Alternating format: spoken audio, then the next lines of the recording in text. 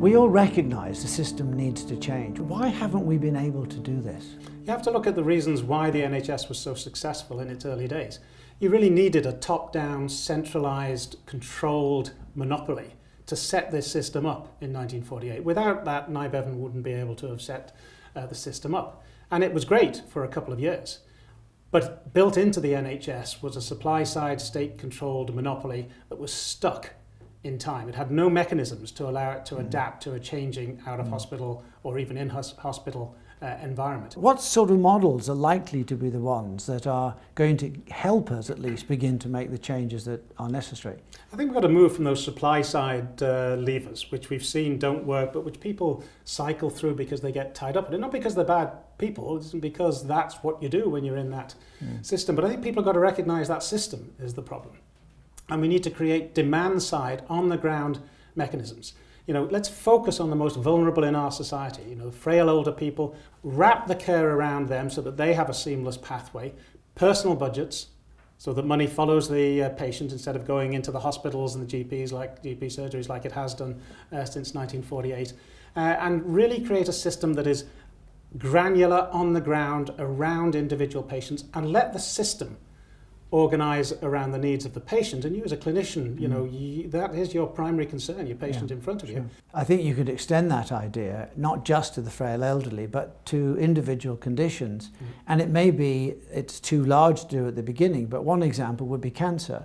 So I think as soon as one has a diagnosis of cancer, you would be able to wrap around the integrated care necessary for dealing with cancer patients. But that begs the second question, is that's fine, but you've still got to have something, some organisational structure within which they can then function. And we still seem to be quite a long way away from that process. We've got CCGs now, or the care groups, we've got groups of general practitioners, we've got the social care, we've got foundation trusts and so on.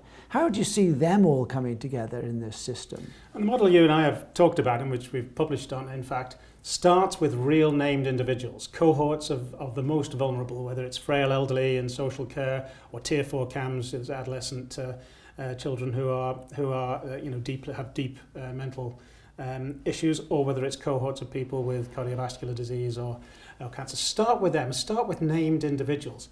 Get the information on what care pathways is going to best serve their needs. You know, we need natural healthcare economies, 1 to 2 million people, to get the scale, especially that you can talk about, that you need in clinical units.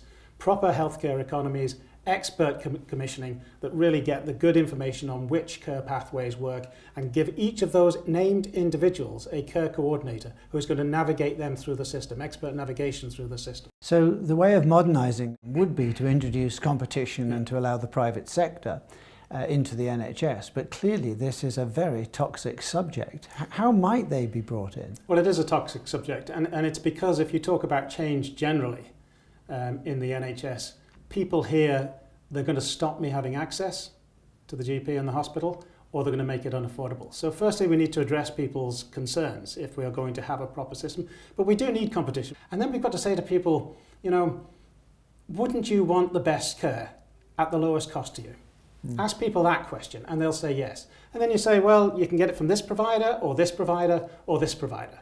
A public sector provider, a private sector provider, or a charity. Now we'll take that curtain away and say, actually the best provider in this particular instance is the private sector, or the best one in this particular instance is the public sector. One last point, you know, most of this competition should come within the public sector. 85% of the NHS is public sector provided. You're at Great Ormond Street. If Great Ormond Street is the best paediatric unit in the country, maybe in the world, why isn't it allowed to operate in Liverpool or Birkenhead?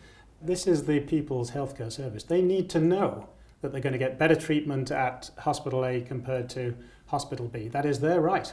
Yes. So this isn't the right of the system or the government to prevent that information going out, and then they should have the choice to choose to send their child or to send themselves to the place where they are going to survive, you know, in the extreme. Yeah.